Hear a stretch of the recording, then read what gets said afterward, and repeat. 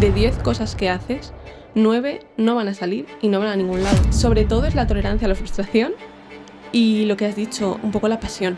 Porque si no, no puedes tolerar esa frustración. Si de verdad no quieres estar ahí, hay un momento en el que te vas a bajar del carro porque ya no puedes más. Han descubierto una proteína que beneficia a muchas personas, fíjate, es decir, yo creo que algo tan importante de la investigación es que vas a mejorar la calidad de vida de muchos millones de personas. Lo que genera es que toda la grasa que tenga acumulado esa persona con obesidad, si esta proteína lo que conseguimos es inhibirla, ese tejido que almacena esa grasa va a empezar a quemarla y a producir calor. Y es una manera de liberar toda esa grasa en forma de calor.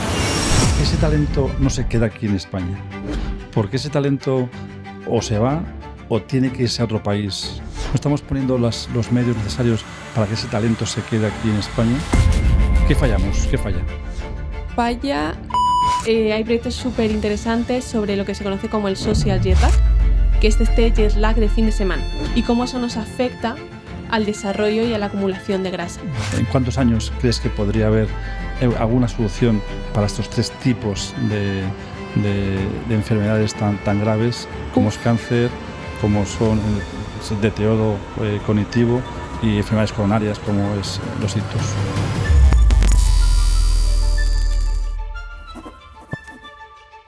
Es un placer de nuevo continuar con este programa Cruces de Caminos, es como se llama, estas charlas, entrevistas, aprendizaje, porque para mí también es aprendizaje con las personas que tengo el honor de charlar y de entrevistar. Para mí, ahora mismo es una de las entrevistas que más me ilusionan, porque hablar con una persona que es una científica, que es una mujer, que es tricantina, que la apasiona su trabajo, pero también la apasiona mucho Tres Cantos. Uh-huh. Y que mira al futuro con ilusión, sobre todo a nuestro futuro, porque una persona que es científica está pensando sobre todo en el bienestar del resto de las personas. Así, para mí es un placer presentar a Beatriz Cincuéndez, tricantina Uh-huh. y científica. Una pregunta, Beatriz, esta pasión por la ciencia, tu madre es matemática, Sí. tu padre es profesor, Sí. tu hermano también está en el mundo de la astrofísica. Sí. Es decir, no se podría haber salido violinista, por ejemplo. Por ejemplo. ¿No? ¿Por qué esta pasión por la ciencia? Bueno, muchas gracias por invitarme, la verdad que es un honor estar aquí. Y en cuanto a mi pasión por la ciencia, creo que viene desde el colegio. Creo que es verdad que he tenido muy buenos profesores y un ambiente en casa muy bueno que propiciaba que a mí me dejasen investigar, me dejasen preguntarme cosas. Y al final esa curiosidad es la que te va encaminando a la ciencia. Después ya pues en el instituto y demás ya vas orientándote más hacia la salud o hacia las matemáticas. A mí me llamaba mucho la atención los problemas de salud, pero desde un punto de vista de la curiosidad. Por eso me metí más en lo que es una ciencia bioquímica que a lo mejor más en medicina, que es ya como el paso siguiente, más traslacional. Uh-huh. Vamos a empezar un poquito desde tus orígenes. Sí. He dicho que tricantina. Uh-huh. Bueno, antes te tengo que presentar. Es decir, tienes una serie de instrumentos que hemos puesto aquí encima de la mesa. Una campanilla, es fundamental. Vale. Si yo te hago una pregunta que digas, mira, es incorrecta o creo que no debo contestar, toca la campanilla. Paso palabra. Y pasamos palabra, ¿no? Vale. Luego he traído una escultura muy bonita porque de alguna forma está abierta y se descubre lo complejo que es nuestro organismo. Uh-huh. Y la verdad es que cuando tú estás trabajando seguro en tu laboratorio, pues estás con tus pipetas y con tu instrumento, ¿no? Pero el cuerpo humano es muy complejo, ¿no? Por eso Sí, en honor, una interacción en honor a ti he traído esta escultura y luego una máquina de escribir. Esto es una máquina de escribir. ¿Tú la conocías? No, que va. De fotos. Pero no de Bueno, usarla. pues Beatriz, cuéntanos un poquito, es decir, ¿en qué colegio estudiaste? ¿Cómo fue tu primer contacto con el colegio, con el profesorado? ¿En qué etapa de tu educación dijiste, mi objetivo es la ciencia, es la investigación? Yo estuve unos años en Colmenar, pero enseguida me cambié al colegio aquí, en el Miguel de Cervantes. Y no recuerdo bien en qué momento fue, porque al final es como... Ahí, en ese momento se llamaba conocimiento del medio. Era en el momento que tienes asignaturas más generales, matemáticas, conocimiento del medio, y te va interesando un poco pues, los animales, las plantas, y te vas orientando un poco hacia la biología. Y en ese tipo de asignaturas siempre te fomentan un poco el pensar, el que te plantees preguntas e intentes resolverlas. Y creo que ese era el gusanillo que a mí me fue picando, sin saber muy bien que eso luego iba a ser una carrera científica, sino un poco esa curiosidad biológica. ¿Tú no crees que muchas veces es el profesor por algún motivo, ¿no? Yo me acuerdo que yo tuve, cuando estudié en el colegio, un gran profesor de historia y me encantó la historia. De hecho, en vez de hacer agrónomos, pensaba haber hecho geografía e historia, pero sobre todo fue porque cómo esa persona se involucró o se volcó en mí, ¿no? A lo mejor pudiste tener también a un profesor, tanto en primaria como en secundaria, que te llevase hacia esa ciencia, hacia la investigación, hacia la biología. Absolutamente. O sea, yo recuerdo también a mi profesora Raquel, que no sé si lo verá, que nos inculcaba muchísimo ese... Porque para mí es fundamental, porque ahora mismo estoy dando clase como profesora, el inculcar no solo el aprender conocimiento de memoria, sino esa capacidad de raciocinio, esa capacidad de tienes un problema, tienes que buscar una solución, que es al final lo que te vas a encontrar en el trabajo. Porque al final la enciclopedia existe, Internet existe, entonces acumular datos por acumular no tiene demasiado sentido si no sabes aplicarlo razonando. Entonces creo que en el colegio ya nos empezaban a inculcar ese proceso que es en lo que se basa al final el método científico. Don Laureano se llamaba mi profesor, que era sacerdote, y fue mi profesor de historia, y yo creo que también fue el que me inculcó esa pasión por... Sobre todo, pues, a lo mejor igual tú, a lo mejor por conocer la ciencia y conocer de dónde procede, cómo se producen los procesos para mejorar la calidad de vida. Y a mí me inculcó ese concepto de estudiar el pasado, algunas veces para repetirlo y otras veces para no repetirlo, ¿no? Es lo que tiene la historia, ¿no? ¿Qué nos podría decir como tricantina, que has vivido en Tres Cantos? ¿Qué es lo que más te gusta de esta ciudad? Creo que el estilo de vida. O sea, yo he estado viviendo en ciudades grandes periodos cortos de tiempo, he estado en Madrid, he estado en Boston, he estado en Ohio. Son ciudades mucho más en el que el individuo no importa y todo es como una masa. Siento que aquí no es un pueblo porque tiene las características de una ciudad, pero tiene más alma de pueblo en cuanto a comunidad. Las avenidas son muy amplias, tiene muchos servicios, la educación pública está muy bien, los centros de salud, o sea, todo lo que es servicios funciona muy bien y además se hacen muchas actividades a nivel de comunidad, de forma que todos más o menos o nos conocemos o tenemos gente en común. No deja de ser como un pueblo grande. Sí, efectivamente. Yo tengo mi rincón favorito, que a lo mejor luego a lo largo de la charla te lo digo, ¿no?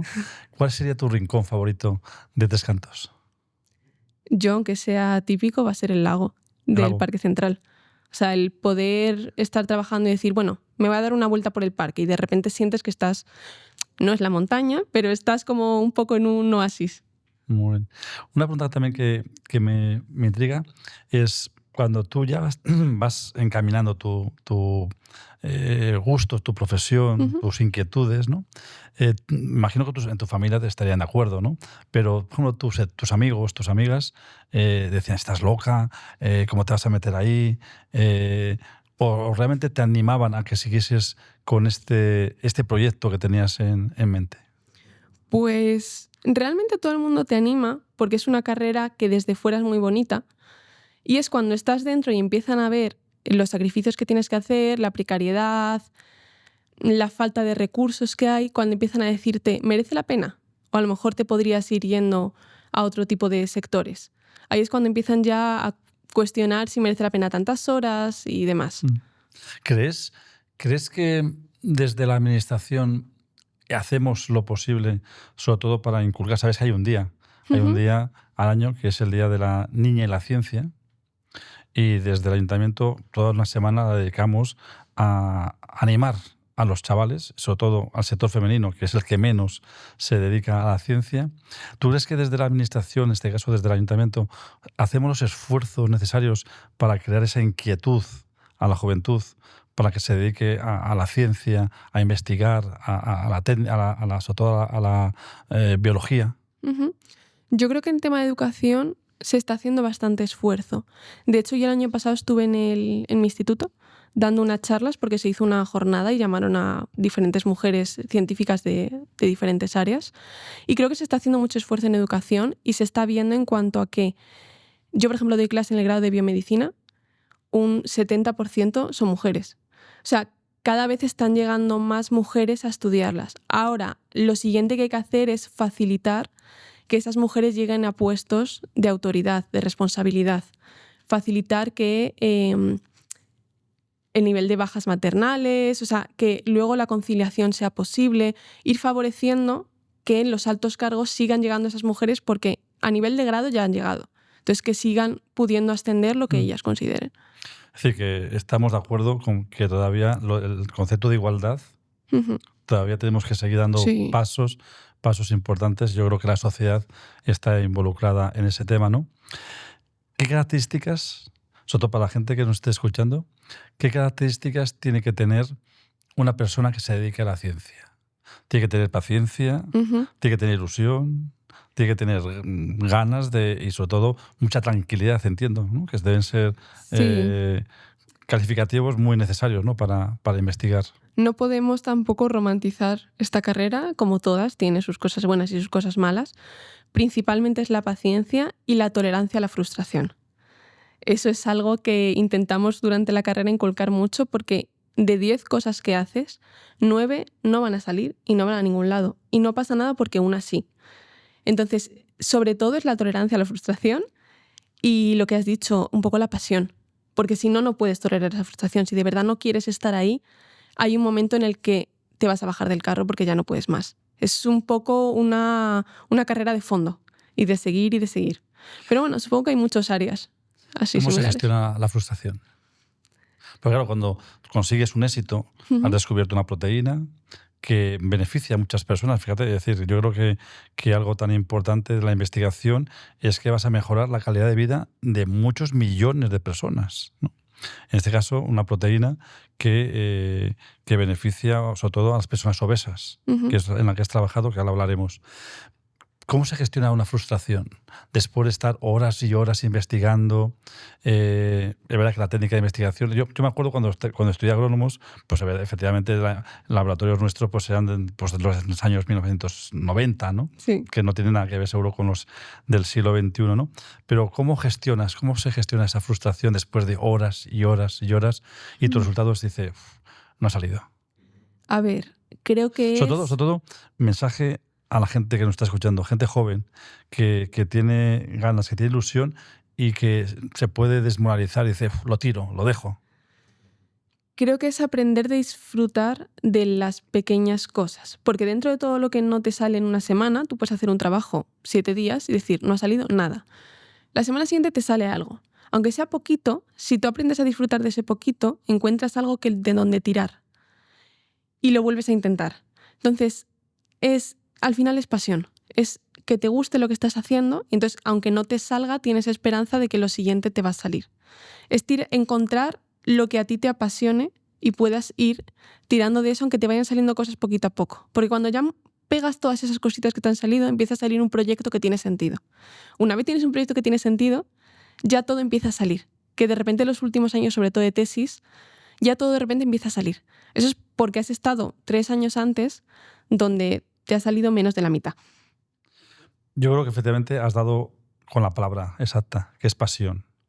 Pasión en la investigación, pasión también en la política. No creas que todo lo que pensamos o ideamos desde la gestión política, todo sale. Es decir, no, desde luego. Hay muchas cosas que no salen, gente que entorpece, gente que necesita unos requerimientos y que realmente pues, se alarga muchos procesos. Y efectivamente yo creo que tener ilusión y tener pasión, yo creo que son dos cualidades muy necesarias, ¿no? Para una científica, para un responsable político o para cualquiera que esté trabajando, ¿no? Sí, creo que al final eso aplica a cualquier carrera. Es verdad que a la parte científica quizás un poco más que a otras, porque tú al final tienes un proyecto y tú te lo guisas, tú te lo comes. Es un poco lo que tú seas capaz de hacer, evidentemente con ayuda de tu director y con ayuda de todo tu laboratorio, pero el proyecto es un poco tuyo. Es tu bebé que tienes que ir creando. Eso quizás es diferente a cuando trabajas en otras áreas. Eso hace que dependa mucho más de tu interés y de tu pasión para salir adelante. Si no tiras tú de él, nadie va a tirar de ese proyecto. Hemos hablado de pasión, hemos hablado de ilusión. Quisiera hablar también de talento. En tu mundo hay mucho talento. Uh-huh. ¿Por qué ese talento no se queda aquí en España? ¿Por qué ese talento o se va o tiene que irse a otro país? No estamos poniendo, digo en general, los españoles, no estamos poniendo los medios necesarios para que ese talento se quede aquí en España y haga su proyecto aquí en España y no se tenga que ir o nos tengáis que ir a otros países. ¿Qué fallamos? ¿Qué falla? Falla cómo está organizado el sistema. Esto es algo que la mayoría de la gente todavía no entiende. Los investigadores, hasta que tú no consigues un puesto de investigador principal, que se llama, que es como el jefe del laboratorio, tú no tienes ninguna estabilidad. Tú dependes de becas.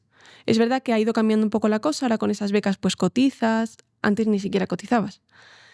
Entonces tú tienes becas de 4, 2 años, 1 año y tienes que ir aplicando y solicitando becas nuevas. Entonces yo, por ejemplo, la beca que tenía era de 3 años. Cuando te vas acercando al último, tienes que pedir la siguiente, que tarda 1 año en resolverse y a lo mejor no te la dan. Entonces hay muchos parones que a lo mejor no tienes contrato porque no has conseguido esa beca. Además está hecho de forma muy piramidal, de forma que si para la tesis dan 10 plazas, para el postdoc dan 5, entonces se va reduciendo mucho las plazas y mucha gente se queda por el camino y a esa gente no se le ofrece ninguna estabilización. No hay ningún tipo de contrato para, en el mundo de la ciencia pura, se puedan quedar. Esa gente tiene que irse a otras áreas, a empresa, a universidad, pero no pueden seguir haciendo ciencia en España. Y esa es la gente que se va afuera, porque allí sí que estabilizan, aunque no seas el jefe del grupo. Aquí el único que es estable es el jefe del grupo. Todos los demás dependemos de becas del ministerio, de la comunidad o privadas. Uh-huh.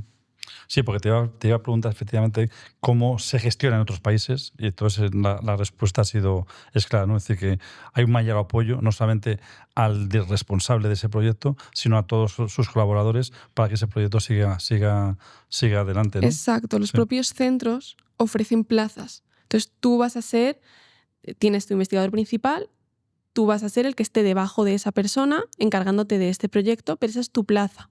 Tú ya eres relativamente fijo, como si fuesen empresas, uh-huh, pero dependientes del Estado, de los centros. Pero tú eres un caso excepcional. Excepcional en el sentido de que has mantenido un equilibrio, ¿no?, en las becas para poder conseguir mantenerte en estos proyectos. Uh-huh. No has tenido esas puntas y esos valles, sino que has mantenido una estabilidad, ¿no? Relativamente. Yo cuando acabé el máster, ahí quise hacer la tesis, yo estuve 1 año sin conseguir una sola beca. Y fue al año siguiente, a base de contratitos, de intentar aumentar mi currículum, que conseguí todas las becas posibles. Pero realmente yo tuve 1 año de parón. Y eso le pasa a mucha gente. Cuando te pasa después del máster, todavía puedes tirar de tus padres, no pasa mucho nada. Pero claro, cuando eso te pasa con 35 años, ya es cuando dices, a lo mejor tengo que irme a otro sitio, porque necesito una estabilidad.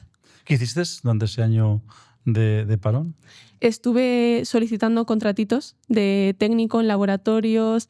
La que luego fue mi jefa me contrató también unos meses para ir aumentando un poco el currículum. Beatriz es, como veis, una gran profesional. Sobre todo lo que más me atrae de ti es esa ilusión, esas ganas, ¿no?, de trabajo y de conseguir ese objetivo. Trabajaste duro y conseguiste esa proteína que de alguna forma absorbe o se emplea para las personas que son obesas en contra de la obesidad, ¿no? Cuéntanos cómo fue ese proceso. Fue un proceso largo.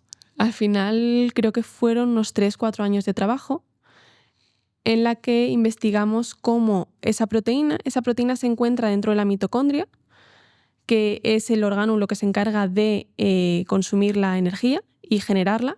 Consume los nutrientes, la glucosa, los ácidos grasos, la grasa en general, y genera energía.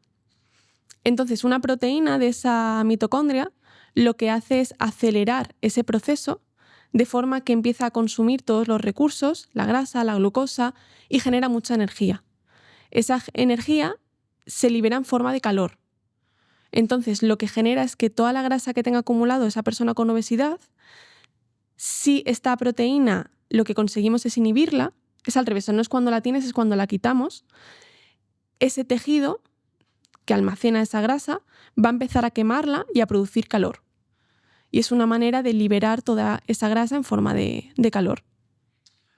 Y cuando tú tienes tu trayectoria, tu trazabilidad de tu proyecto y ves que poco a poco va saliendo, estás cerca de conseguir ese objetivo, me imagino que la tensión es cada vez mayor, ¿no? Es decir, estoy cerca de objetivo, estoy cerca de conseguir esa meta. Cuando dices, oye, lo he conseguido, ¿cómo te sientes? ¿Cómo lo transmites? ¿Cómo lo vives ese momento? Pues es todo lo contrario a lo que la gente se piensa. No es de repente me voy de fiesta, sino de repente sientes un bajón, como si hubieras tenido un pico de adrenalina porque has estado a punto de conseguirlo. Cuando ya lo consigues es como, ¡puf!, ya no puedo más. Pero es verdad que luego ya se publica, sale en la prensa tal y vuelves otra vez a recuperar la ilusión. Ajá. Pero el momento en el que de repente lo cierras el círculo del proyecto, lo que sientes más es un bajón de como una especie de alivio, de ¡uf!, ya está, Sí, ya lo he conseguido. Eso es, la verdad es que es un poco también, yo me acuerdo cuando estaba en la universidad que a lo mejor tenía exámenes de genética o de herbáceos, ¿no?, que eran complicadas y dices, terminas, ves que has aprobado y dices, "Uf", te quedas como diciendo, no tienes que decir, "Joder, el día que apruebe voy a no sé qué tal", dice, luego llegas y apruebas y dices, bueno, te quedas ahí como tranquilo, ¿no? Sí, necesitas un periodo como de asimilación. Asimilar. Y luego ya a lo mejor ya eso, haces entrevistas o hablas con tus compañeros y te vuelve un poco la ilusión de decir, bueno, lo he conseguido. Pero el primer momento en el que lo cierras es un bajón de energía absoluto. Vamos a hablar, si te parece, aparte también un poquito de salud. Vale. De salud de las personas. Sabes que Tres Cantos es un municipio que nos apasiona el deporte. Es decir, creo que no hay nadie o poca gente en Tres Cantos que no haga deporte de alguna forma u otra, ¿no? ¿Qué consejos le darías, sobre todo para después de investigar el cuerpo humano, cómo evoluciona, cómo avanza el propio ser humano, ¿no? ¿Tú qué consejo le darías a todos, a los jóvenes, a los mayores? ¿Qué consejo estarías dando? Sobre todo para tener ya que vamos a vivir, ¿tú crees que vamos a vivir 150 años? ¿O llegaremos algún día a poder vivir 150 años? 150, no lo sé. Más sí. Pero a mí es verdad que, de hecho, mi laboratorio también se centra en eso, un poco intentar mejorar esa calidad de vida. Más que aumentar la esperanza de vida, que la calidad con la que lleguemos a la edad que lleguemos sea buena. Y entre ellos ayudar mucho a controlar el metabolismo, que es a lo que se dedica el laboratorio. No, se me ha olvidado la otra pregunta. Sí, no.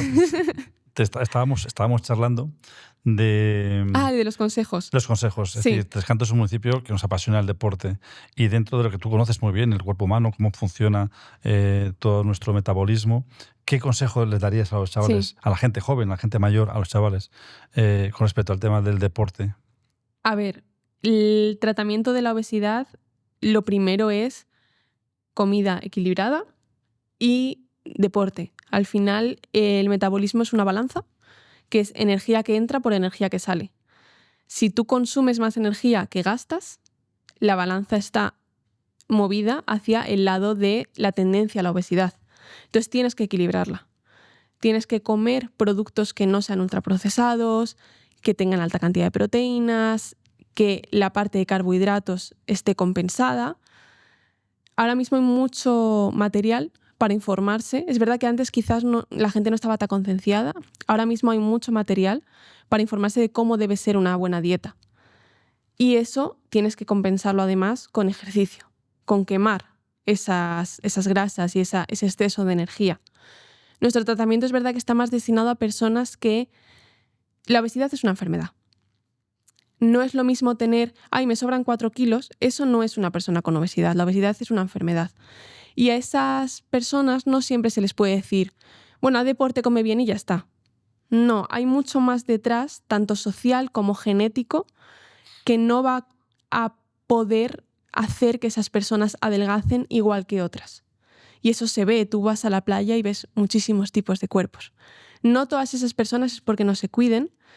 Hay un componente biológico, genético y ya te digo, y también social y del estilo de vida que llevamos que va a impedir que esa persona adelgace.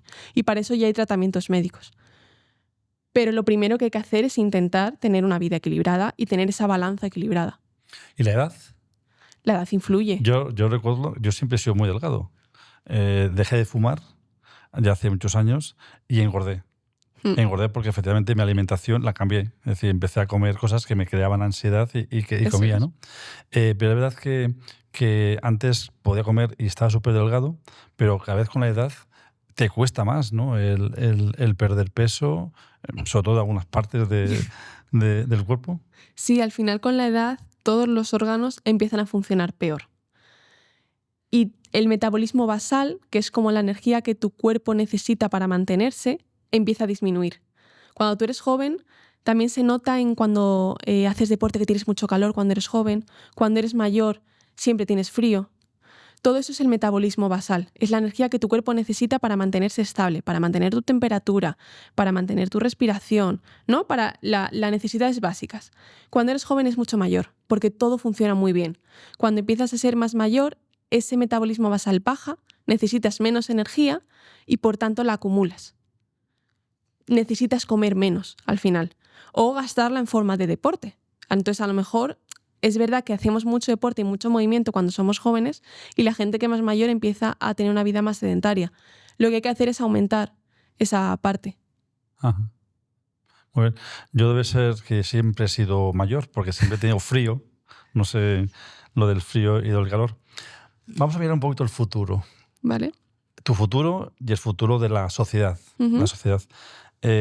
Hablaba en plan de broma porque algunos dirigentes mundiales hacían referencia de que ellos querían llegar a 150 años de vida, ¿no? No sé si es bueno o malo, o si realmente es bueno disfrutar 150 años de vida, pero que una persona esté bien, ¿no? Exacto. La ciencia, vamos a hablar a medio plazo, es decir, no podemos hablar a corto plazo, ¿no? Pero según tu conocimiento, tu experiencia, tus contactos, la ciencia, ¿hacia dónde nos lleva? La ciencia está muy enfocada ahora mismo, quitando algunos grupos en particular y algunas empresas, está muy enfocada a mejorar la calidad de vida. Entonces, ahora mismo, por ejemplo, la obesidad es un problema mundial, es una epidemia, entonces hay mucho dinero enfocado en estudiar el problema de la obesidad, hay mucho dinero enfocado en los problemas del cáncer, porque como vivimos más, el diagnóstico del cáncer además está mejorando, cada vez hay más gente con cáncer. No es real, es que hay gente que dura más años y las técnicas de diagnóstico son mejores. Entonces también hay mucho enfocado ahí, hay mucho enfocado en las terapias cardiovasculares, todo en un poco en enfermedades de gente mayor, entre comillas, porque queremos mejorar esa calidad de vida y al final lo que has dicho, la gente cada vez vive más. Entonces tenemos que tratar a ese grupo de personas que ahora mismo es el foco y el grueso de lo que se invierte en salud. Sí, ahora mismo si tuviésemos que hacer un listado de principales causas de muerte por enfermedad, fíjate, por desgracia, la principal causa de muerte natural es el suicidio, que es una enfermedad mental. Pero hablando de otro tipo de enfermedades, pues principalmente estamos hablando de cáncer, estamos hablando de deterioro cognitivo. Cada vez vivimos más y por lo tanto el deterioro cognitivo, Alzheimer, Parkinson va creciendo. El tema de problemas coronarios, ictus, y yo creo que son los principales. ¿Tú te atreverías a dar una fecha aproximadamente? No una fecha, no tal día, sino ¿en cuántos años crees que podría haber alguna solución para estos tres tipos de enfermedades tan graves como es cáncer, como son deterioro cognitivo y enfermedades coronarias como es los ictus? No me atrevería a decir, estoy por tocar la campanilla. Eres libre si quieres tocar la campanilla. A decir una fecha para nada, porque todo avanza muy rápido, pero la sociedad también. Entonces no sé hasta qué punto todo va tan rápido, pero cada vez vivimos más, entonces vamos siempre como un poco a la cola. No sé cuándo vamos a conseguir solucionarlos. Es verdad que cada vez se invierte más en lo que se conoce como medicina de precisión, que es un poco adaptar la terapia al paciente concreto. Con todo el tema del análisis genético que se hace ahora, pueden identificar qué te pasa exactamente a ti y cómo hacer un tratamiento exacto para ti. Eso requiere también inversión. Entonces, si se diera todo el dinero del mundo, quizás sí podría darte una fecha. Quizás en 15, en 20 años se solucionarían muchos problemas, pero dependemos mucho del dinero y de la financiación. ¿Tú crees que la IA, la inteligencia artificial, es un factor también a nuestro favor? Que va a acelerar muchos procesos y que esos 15 o 20 años se puedan reducir y que podamos conseguir tratamientos a más corto plazo? A mí la IA me parece maravillosa. A la vez me da miedo porque avanza como muy rápido, pero es impresionante lo que es capaz de hacer y los problemas que es capaz de resolver. Y el tiempo que nos ahorra. O sea, hay mucho tema burocrático, de proyectos, de bibliografía, que es muy rápida. Entonces ayuda mucho y sí que creo que puede acelerar un poco esos procesos. Vamos a volver otra vez a Beatriz. ¿Hacia dónde te encaminas? ¿Cuál es tu objetivo? Porque eres científica, estás investigando, has dicho que estás también como profesora. ¿Cuál es tu objetivo a medio, corto plazo, medio, largo plazo? Pues terminé la tesis en junio en el CENIO con la doctora Guadalupe Sabio y enseguida empecé en septiembre en la Universidad Francisco Vitoria como profesora.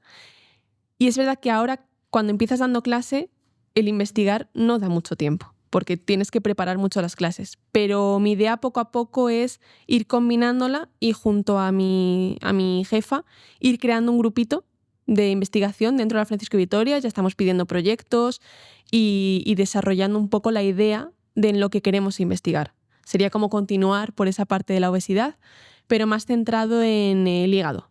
Porque el hígado al final es el órgano que es el jefe, el coordinador de todo el metabolismo del organismo. Entonces, ser capaz de controlar ese proceso de desarrollo de obesidad desde el hígado. Sí, era justo mi pregunta, en la que te quería preguntar, ¿no? ¿Qué es lo que te gustaría seguir trabajando? ¿En qué línea te gustaría seguir trabajando en la materia de investigación? Yo, mi expertise al final es mucho en vías de señalización de proteínas, cómo unas proteínas se comunican con otra en el mundo del metabolismo. Y a mí eso me encanta. Entonces quiero seguir aplicando eso y quizás moverme un poco de ese tejido adiposo, que es el tejido que almacena grasa, a el controlador de todo ese metabolismo, que es el hígado. El hígado controla todo lo que comemos y lo procesa y es el que se comunica con el resto de órganos. Entonces, me gustaría entenderlo más y también tenemos un proyecto muy chulo para intentar entenderlo desde un punto de vista circadiano, porque se ha visto que, por ejemplo, la gente que tiene jet lag, pilotos, azafatas, gente que a lo mejor viaje mucho por trabajo, tienen más tendencia a desarrollar obesidad, Sí. porque tienen desregulado todo ese metabolismo del hígado.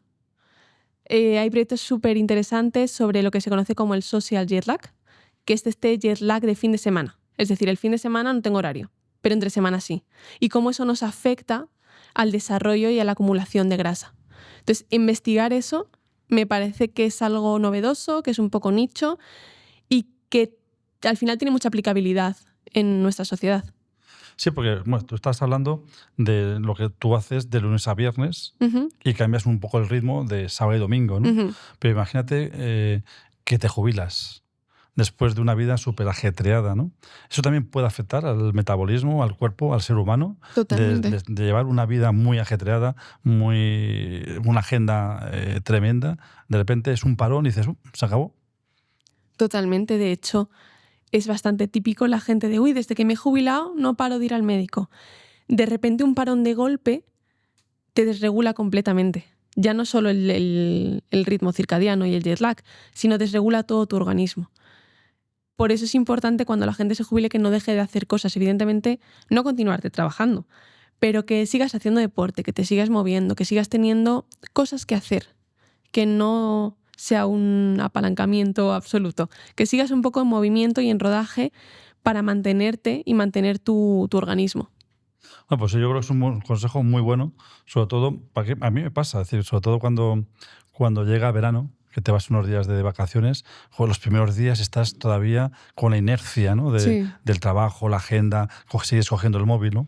Luego te pasa al contrario, cuando llevas ya unos días de vacaciones es que no quieres coger el móvil, ¿no? No quieres volver al trabajo, ¿no? Pero yo creo que es un mensaje importante ese decir, oye, no hay que dejar de hacer cosas, sino que tu vida tiene que continuar en activo, porque si no, sí. si paras, efectivamente, puedes tener un problema, ¿no? Sí, que haya un periodo de adaptación. O sea, no puedes Mm. estar con una jornada de 40 horas a la semana y de repente cero y no hago nada. Un poquito de adaptación, poco a poco, evidentemente más relajado y con tus descansos y demás. Pero no puedes no hacer nada. Aunque sea eso, aunque sea deporte, amigos, salir. La verdad es que puedes tocar la campanilla si quieres, ¿eh? Voy a decir tu edad. Puedes decirla. Bien, entonces como no ha tocado la campana, puedo decir su edad. No voy a decir tu edad porque durante este ratito que estamos hablando, de verdad, espero que también los que nos estén escuchando, me he ilusionado tanto. Una persona con 27 años, tricantina, con ilusión, con vocación, con esfuerzo, con talento, constancia. La verdad es que es un lujo ser vecino de Tres Cantos y contar con jóvenes como tú, también hay muchos en otras áreas, y contar con gente como vosotros que tenéis esa ilusión, ¿no? por proyectos y con una vida por delante que tienes. La verdad que ha sido un placer. La verdad es que me voy más ilusionado de lo que como empezaba. Sobre todo esperemos que hayamos podido ser capaces de transmitir todo tu talento y todo tu potencial a los vecinos que nos estén escuchando. Agradecerte esta charla. ¿Ha estado cómoda? Sí, muchas He gracias visto que nos toca la campana, por lo tanto Eso es, hemos estoy tenido bien. una charla muy, muy entretenida. ¿Y qué mensaje, para finalizar, qué mensaje te gustaría dar a, a los que nos estén escuchando para decir, oye, mira, si hacéis estas pautas, vuestra vida va a ser mucho mejor, vuestro organismo va a funcionar mejor y vuestra calidad de vida va a ser excelente? Sí, es un poco tópico típico, pero cuidar la alimentación, cuidar el deporte, es decir, hacerlo, y tener tener una rutina de horarios, los que encajen, no todo el mundo tiene que tener la misma rutina, hay gente que es verdad que es más nocturna y gente que es más diurna, es mantener una rutina durante los días de la semana, tanto de alimentación como de deporte y como de horas de sueño. Eso sería como lo fundamental, ¿qué diría? Pues Beatriz, muchísimas gracias. A Este vosotros. cruce de caminos yo creo que nos ha servido en primer lugar, para conocer a una gran tricantina con talento, con vocación y con ilusión, y que espero que haya cautivado, como a mí me has cautivado, Gracias. a todos los que nos están escuchando y nos están viendo en este momento. Y deciros que seguimos estos encuentros con personas que nos pueden aportar, en este caso como Beatriz, un conocimiento pues, para mejorar nuestra vida, para mejorar nuestra calidad de vida. Así que muchas gracias, Beatriz. A Un lujo vosotros. haberte tenido aquí con nosotros. Y nada, nos volvemos a ver seguro en el camino, en ese cruce de caminos.